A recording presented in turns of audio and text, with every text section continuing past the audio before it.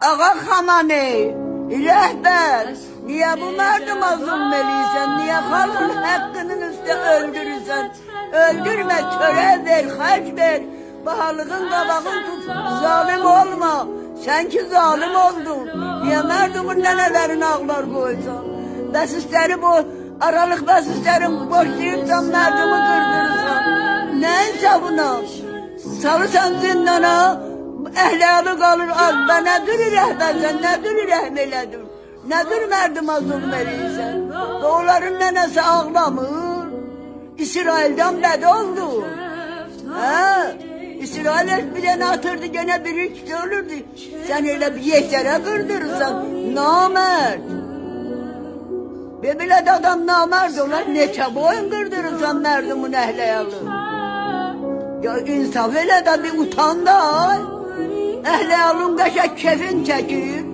merdumun kız gelini avara darada işleyir, bitki ehliyalına töre çıkadır. Memleketimi çok istiyorum, ben rehberimi çok istiyorum, ben rehber olmazsa memleket olmaz. Ben bir şey de demişim, erkütün demişim, iştiba eləmişim, beni bağışlıyor. Ve sizimize de kömək eləsin, subhamıza da. Allah onlardan razı olsun, Allah'ımızdan razı olsun, Allah'ımızdan yeli olsun. Ben qəsdinə danışmamışım.